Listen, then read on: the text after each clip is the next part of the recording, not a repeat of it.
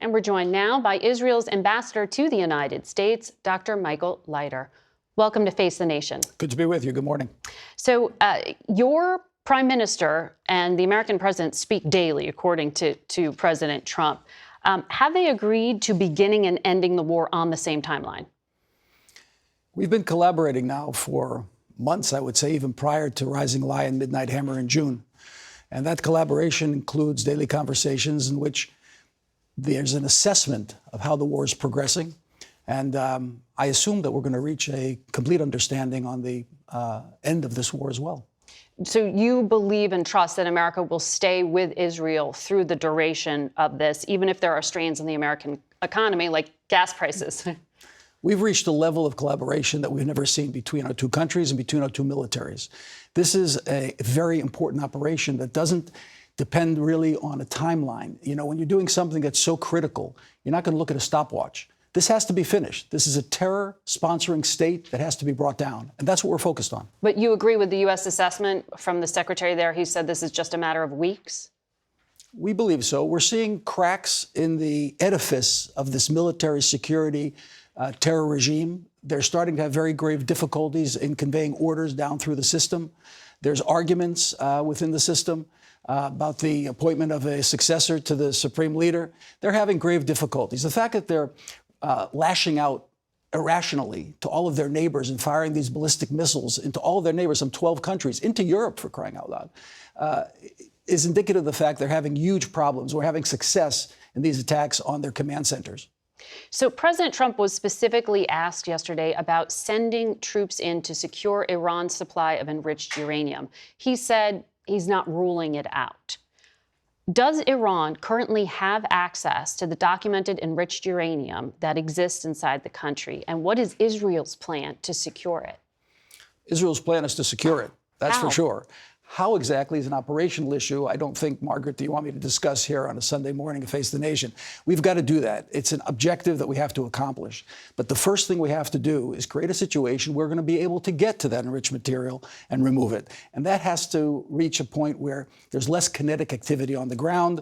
It's obviously on our radar screen, and we're going to take care of it. The whole objective here of this operation is to prevent a terror state from achieving nuclear weapons. Mm-hmm. So it's very much on our radar screen, and that's what we're going to accomplish. But just to put a fine point on it, the concern is that that material could end up in the wrong hands if the regime collapses and it's a mess, right? So how do you secure it without ground forces in some way? Is Israel ruling out ground forces? We're ruling out the possibility of this regime remaining in the position where they can endanger us and their neighbors. If that includes putting boots on the ground, our preference is for the boots on the ground to be those of the Iranians. These are people who have been living under the boot of this regime now for 47 years. They want freedom. This is a whole generation out there that knows there's such a thing as freedom, but has never tasted it yet. They need to put their boots on the ground and ensure their future and the future of the region. You mean the Iranian army? The Iranian includes, no, I mean the Iranian people. 80% of the Iranian people are opposed to this regime. They just haven't been able to express themselves. Well, and CENTCOM is telling Iranian civilians to stay home right now. Is there any organized or armed opposition inside Iran that Israel supports? We've been talking to the minorities now for many years. The minorities meaning the Kurds and the Azeris? They're Baluchis, the Azeris. But the Iranian people themselves, the Persians, we saw what they did 2 months ago. There's a point of combustion where the people will rise up and say, we've had enough, we want freedom. So once we set the stage and there's no longer a regime with 1 million armed people that are willing to shoot their fellow citizens in the back, these people are going to rise up and say, we want our country back. Because President Trump said yesterday he does not want the Kurds, who make up about 10% of the population within Iran, he doesn't want the Kurds in neighboring countries to enter the conflict. We don't want to make the war any more complex than it is already. Turkey's foreign minister came and said he said he had spoken to Rubio about it, but he said this: Israel's intentions in this matter are not so secret. Turkey seems to think that your country is trying to get the Kurds to intervene here. Is that accurate? I wouldn't take the words of President Erdogan too seriously. He's talking about his own caliphate spreading throughout the Middle East. He's talking about taking over. Mm-hmm. Well, it's coming down from the president. He's talking about taking over Saudi Arabia and Israel at the same time. Look, we want a united Iran. There's no question about it. But we want to empower the minorities to have their say in the process, in the political process. They've been denied their freedom. So it's not a matter of supporting this particular minority or another. It's supporting all the minorities. And what we're encouraging them to do is to coalesce, is to come together, to unify. If over the past 47 years, the opposition of Iran would have unified, this regime would have come down a long time ago. So we can help them coalesce. We can help them unify. We can help them come together and rise up and say, we're taking our country back. That's ultimately the end game. So your prime minister gave an address Saturday and said to the IRGC, to those who lay down their arms, no harm shall come. To those who do not, their blood is on their own heads. If there are no Israeli ground forces, who do you want the IRGC to surrender to? How does that work? There are many precedents in history where the people themselves, like Romania, they turned their guns around against Ceausescu. When people are deprived of freedom, there's a certain point where they say enough. And all they have to do is put down their weapons and not participate. Look, they don't have to participate when the people rise up in shooting their own civilians, their own neighbors, their own families in many cases. So, look, the objective here is to achieve a situation where Iran is no longer an exporter of terrorism, is no longer raining ballistic missiles down on its neighbors, and is no longer in the pursuit of nuclear weapons. That's achievable. And together, the collaborative effort between Roaring Lion and Epic Fury, we're going to accomplish that. Ambassador, we have to leave it there for the moment, but we'll have more questions shortly. We need to take a quick commercial break. Stay with us.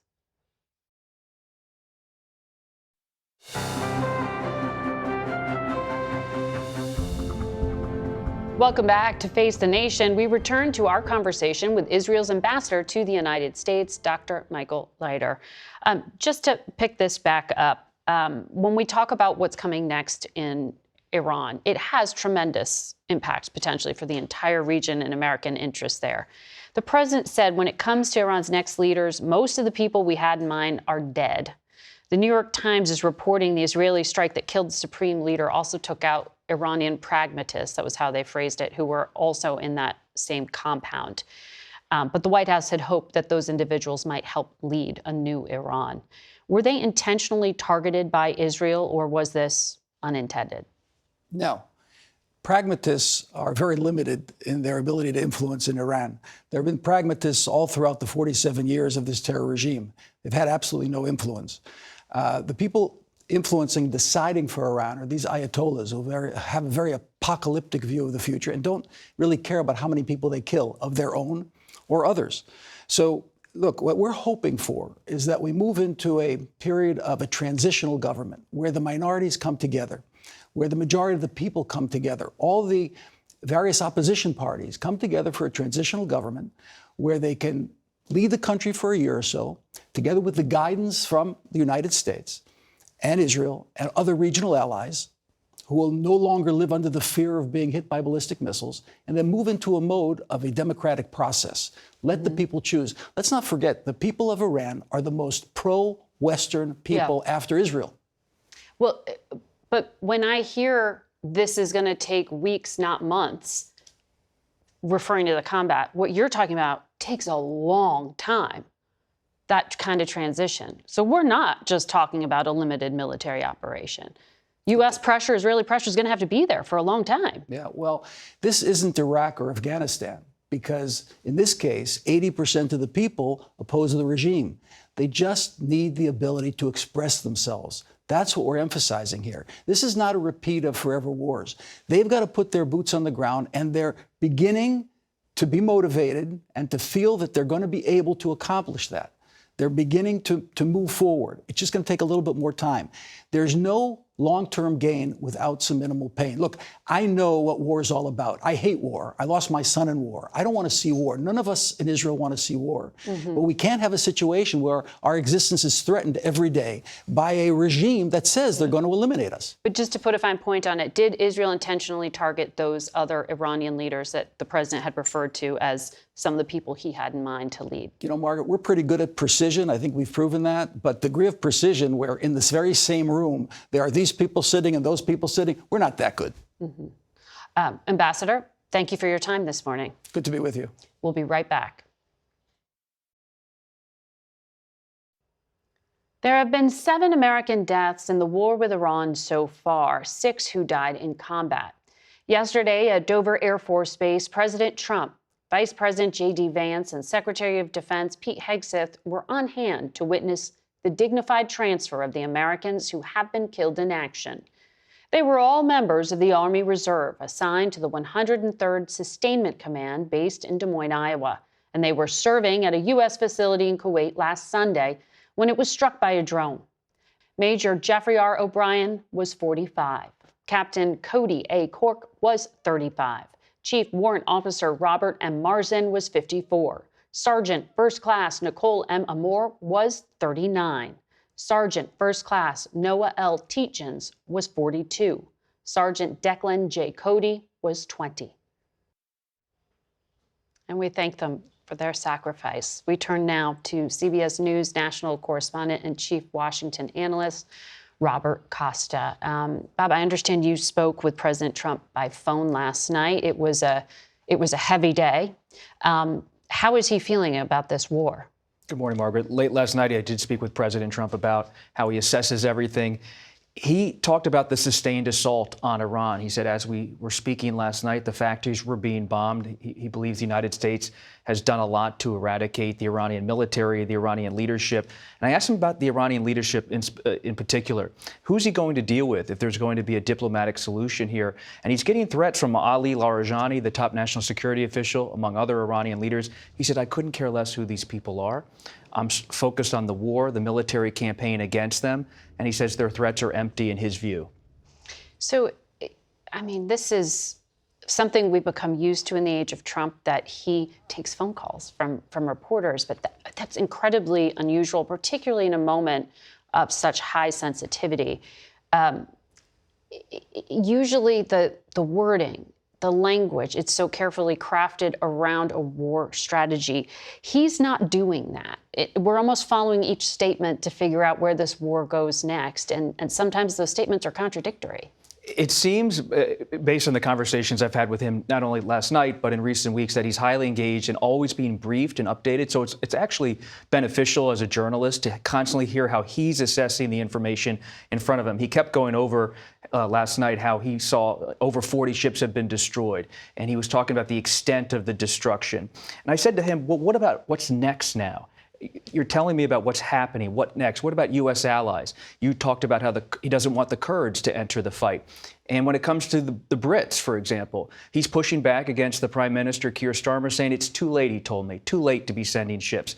He said his mission right now is to focus on the U.S.-Israeli efforts to push Iran to have unconditional surrender. And when I pushed him again a little bit, I asked him about the Iranian leadership. He says he's not focused on that. He's focused on getting Iran to a point where they surrender. That's the entire prerogative he has right now. It's interesting, and we're going to be tracking it. Thank you, Bob, for bringing us your latest reporting. We'll be back in a moment. We're joined now by Virginia Democratic Senator Tim Kaine. Good to have you here, Senator. Thank you, Margaret. You sit on many relevant committees, Armed Services, Foreign Relations. I want to ask you about this explosion overnight nearby the U.S. Embassy in Oslo. I understand that the Norwegian police say it may have been a deliberate attack linked to the current security situation. What do we know about the threat here and to other American posts? There are threats. Because of my service on the Foreign Relations Committee, I've been in dialogue with State Department personnel around the world, escalated security. Other embassies or consulates have had protests that kind of were merging toward violence, or at least frightening to our diplomats. We have American citizens stranded in the region. They were told to come home, but they weren't told to come home until after commercial air flights had stopped. And so my office has been working with Virginians this week, trying to help them come home. And so we owe it to our brave professionals, wherever they are, and our citizens to keep them safe. And Margaret, it's just one more reason why I've been asking the question, have we learned nothing from 25 years of war in the Middle East? And with the arrival of the first American casualties back home yesterday, including a Virginian, I worry that the answer to that is no. So do you have an estimate on the number of Americans still stranded in the Middle East? It's thousands and thousands. Now, not every American chooses to come home. So there's hundreds of thousands, if you just add them all up, who is coming home. I am working with the Virginians who are reaching out to my office. We were able to facilitate one Richmond area resident getting home from Dubai on a flight a couple of days back. And so it's sort of dealing with that. But what worries me a little bit more is that some of the professionals at embassies and consuls are not being told to come home, and they're sort of there. And often their security presence is not what we wish it would be. So we have to pay close attention to them. Let me ask you about the homeland now. We're in this fourth week of a partial Homeland Security shutdown. That means people at the Coast Guard, Secret Service, and TSA are not getting paid. But ICE and CBP are still funded. Right. Given that the pressure from Democrats isn't affecting the agencies where Democrats want to see policy change. Right. Is this really an effective strategy? Well, we have said to the Republicans, we've worked out funding for all those agencies other than ICE and CBP. Let's just pass those funding bills. Let's confine the ICE and CBP reform discussion just to those two agencies and fund the others. Thus far, Republicans have blocked those efforts. We want to fund TSA, FEMA, Coast Guard, CISA. We want to fund those agencies, and we have a funding agreement that's already been negotiated between both parties in both houses. So let's do that. And then ICE and CBP, the Republicans gave them money last summer. They're not running out of money. Right. We can continue the reform discussion there. Well, I asked because CBS obtained a Homeland Security critical incident note that cites Iranian religious leaders issuing fatwas calling on Muslims to avenge the supreme leader's death. DHS says that, in the past, these kind of fatwas haven't really inspired attacks necessarily, but you got to be worried about it. But you got to be worried about it in this moment in time. So isn't there a good argument to be made to move on this standoff, to end it? I completely agree. Let's fund all these agencies that don't have funds right now, and let's confine the ICE and CBP discussion to what are the reforms necessary. Why isn't that happening? Well, we've offered this on the floor, and the Republicans have thus far rejected. They've said you got to fund everything or nothing. And we said we've agreed on all the other agencies. Let's do that. But ICE and CBP need reforms. We've made that very, very plain. And American citizens want there to be reforms. And so that is the focus right now. And they do have enough money because the Republicans provided to them last summer in the reconciliation bill. We saw Secretary Noem lose her job this week. You've said you do regret having voted for her. You were one of the Democrats who did. She was a governor. Governors are often good cabinet secretaries. But what we learned, and this bears going forward, is that she wasn't calling the shots. Stephen Miller is calling the shots. And as long as he is calling the shots without reforms, this is going to continue to be a very, very rogue, renegade department. Well, do you need to see and hear something from Senator Mark Wayne Mullen to get you to vote for him? If you're saying he's just going to be basically a puppet of Stephen Miller. That's our fear. So he could demonstrate otherwise. But what we want to see is not just the change in the nameplate on the door. We want to see reforms to the way ICE and CBP operates. They should operate like local law enforcement does, not invading people's homes without warrants, body cameras, not wearing masks. Not judicial warrants, right? Yes. Well, for homes, I would say judicial warrants. I think that would be important for invading people's homes. These are basic principles that our local law enforcement agencies live by. Mm-hmm. The Ashland Town Police lives by them. We should ask our federal agencies to do exactly the same thing. You're on armed services as well. The Pentagon may be looking at a supplemental budget request to fund this new war in the Middle East. CSIS estimates the first 100 hours of the war cost nearly $4 billion. Yep. Have you heard an estimate on cost? Where are we on this supplemental? Will it get any Democratic support? We don't know that the White House is sending a supplemental. So we had a classified briefing the other day, and the topic came up. What I can say, and it's not classified, is the administration said they haven't made a decision.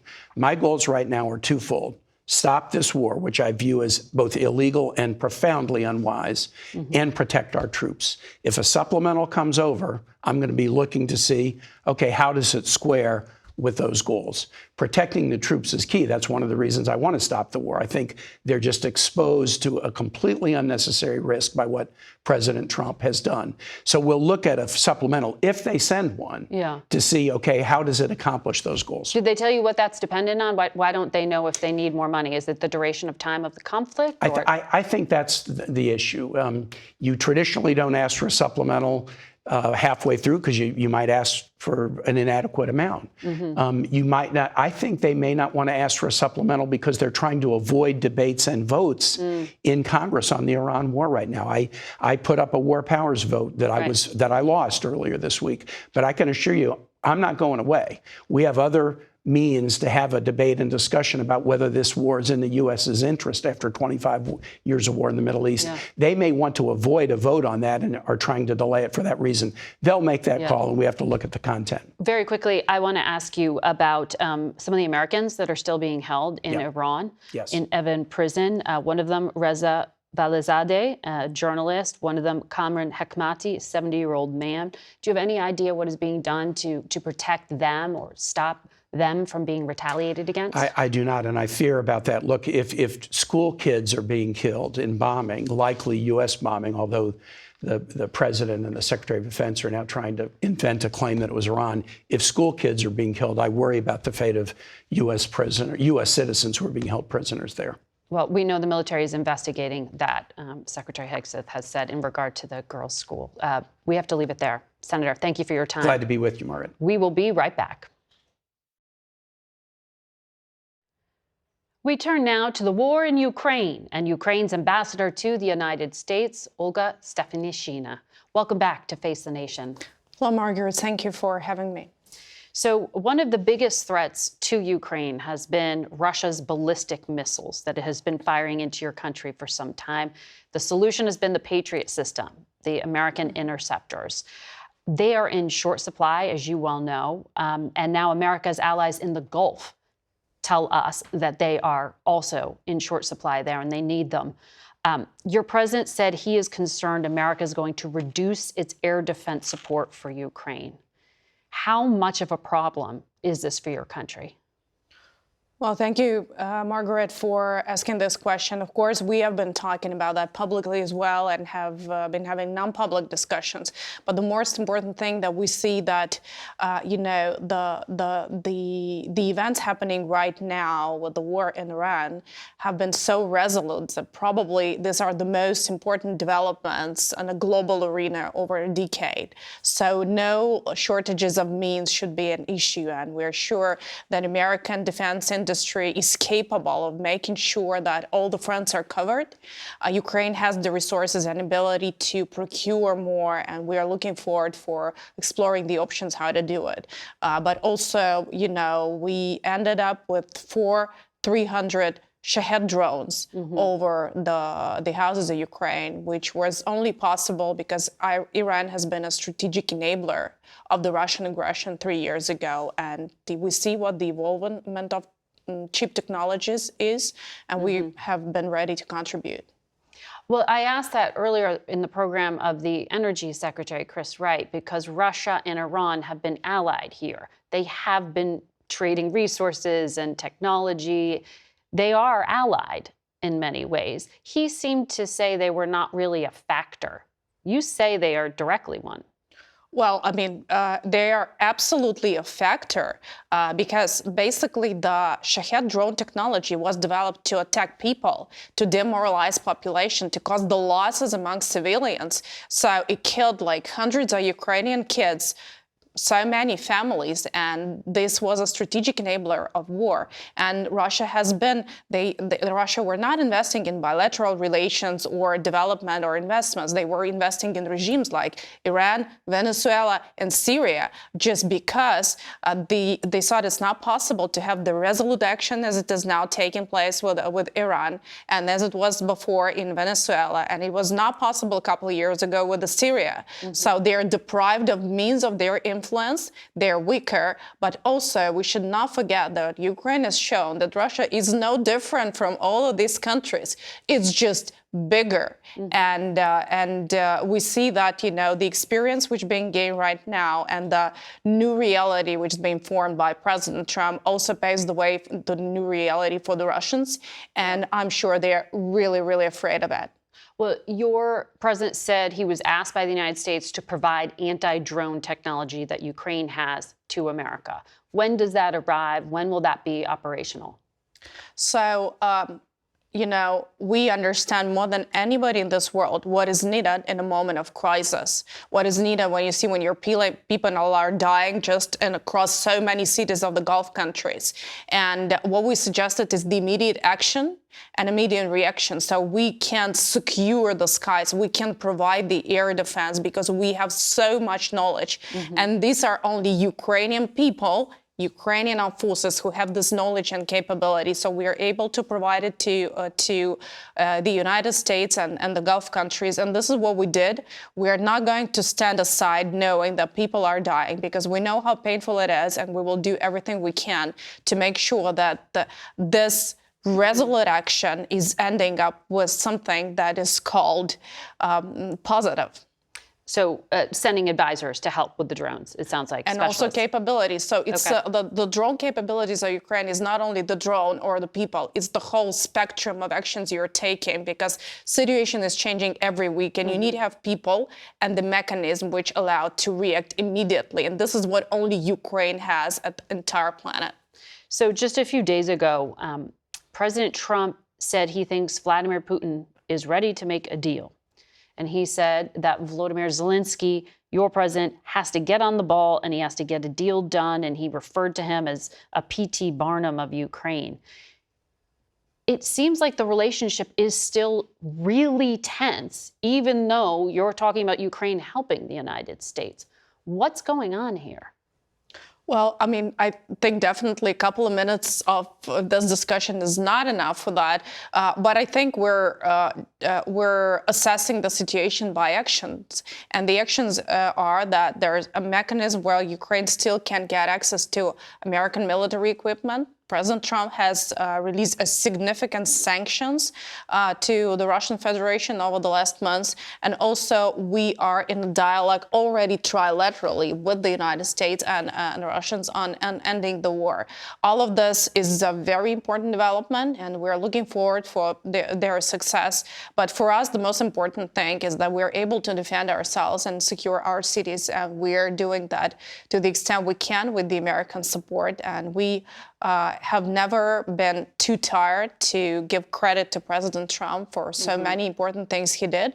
Although the rhetoric we hear sometimes is not something that really very clear or very positive. Yeah. But, we're a tough country. We're tough people. We have been through so much that, a couple of words is not something that really can distract us. And we know what we know, that Ukraine is a country in the world which really wants the war over more than anybody. And this is where we stand. What evidence do you have that Russia is helping Iran in its war right now on these American allies? Well, some information has been provided. It's not something that we would want to share, in a media or go public with. But I can also assure you that it's not only Ukraine. There are like a lot of countries who have a lot of information and a disposal and intel community is very well developed across all the NATO formats. So whatever information is there, it's already at the disposal of, all allies and partners, including the United States. And I'm sure this is an information which is black and white. It's now nothing which could be called gray. But it goes beyond sharing targeting information, which CBS has reported. I'm not sure that I could really comment on that, but I think we should look also in the context that Russia has been supporting the regimes of the countries I've mentioned, like Venezuela, like Syria, like Iran for years. And this partnership was possible and evolved in building the productions in the Russian Federation. Ambassador, thank you for your time today. Thank you all for watching. Until next week. For Face the Nation, I'm Margaret Brennan.